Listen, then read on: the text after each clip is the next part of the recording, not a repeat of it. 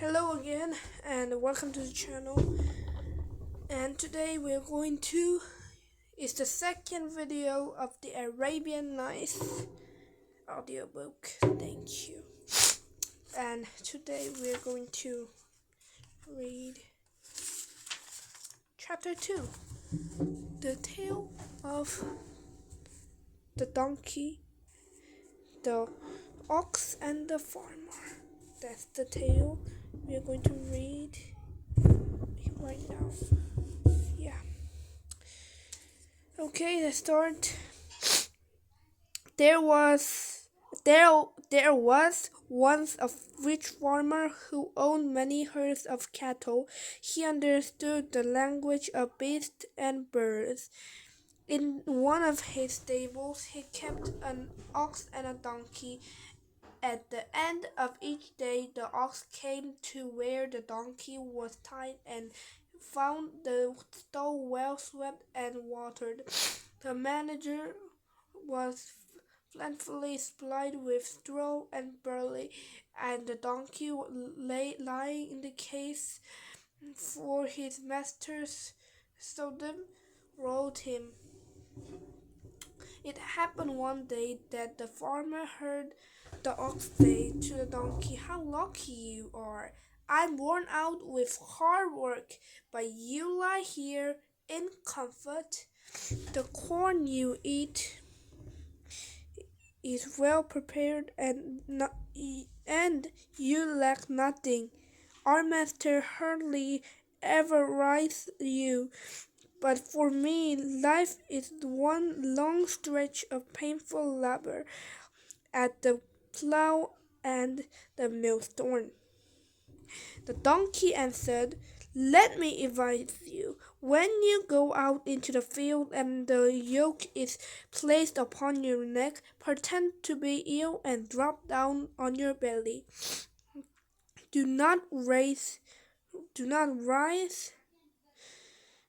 even if they beat you, or if you do rise, fall down again immediately.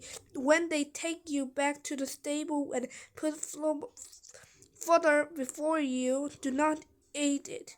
For a day or two, eat every little, every little. If you act this way, you will be given a complete rest." Remember, the farmer overheard this. So when the plowman brought his fodder, the ox ate hardly any of it.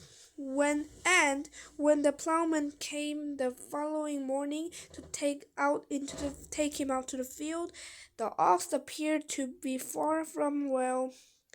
The farmer said, "Take the donkey and use him at the plow all day."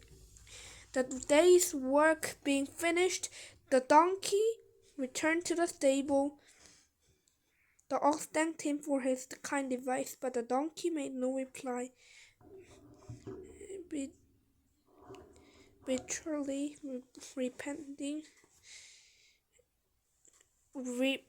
repenting his rashness. Next day the plowman took the donkey again and made him labor the evening, so that he returned utterly exhausted, with his neck chafed by the rope. Again the ox thanked him and complimented him on his shoulders. Shrewdness.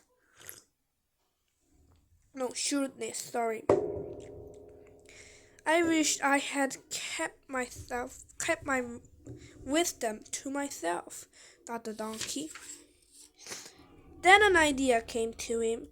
Turning to the ox, he said, "I heard my master say to his servant just now, if the ox does not recover soon, take him to the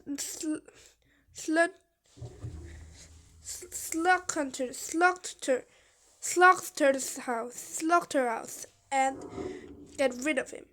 My fear for your safety, dear friend, obliged me to take this known to you before it is too late.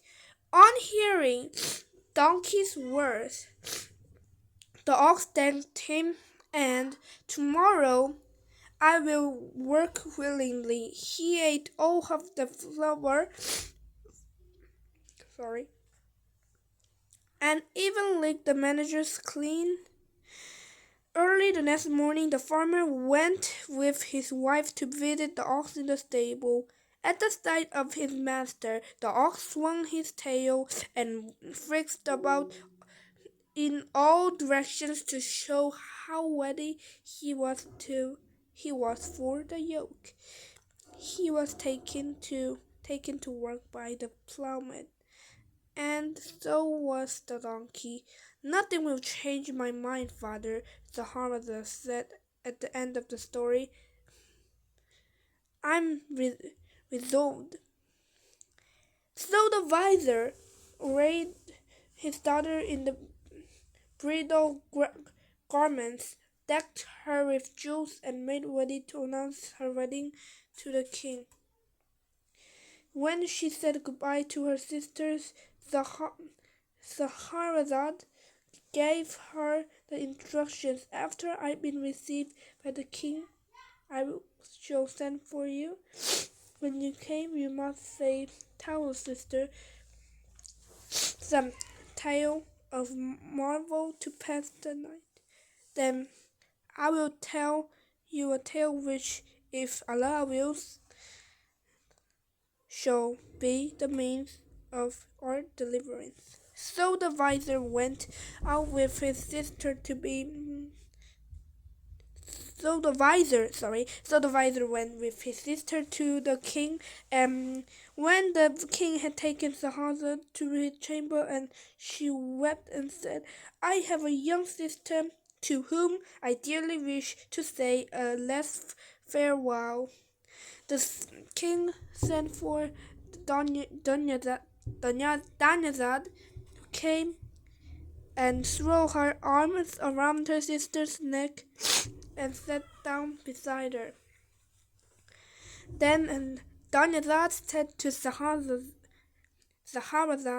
tell us, sister, a tale of marvel, so that the night may pass gladly. She answered, if the king permits of me. The king, who was troubled with sleepiness, gave her to live eagerly listened to Scheherazade's story.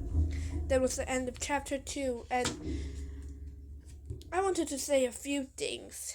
Yeah, I'm very sorry about the first one being filmed upside down, yes, and I'm sorry for the noise that my brother is, causing.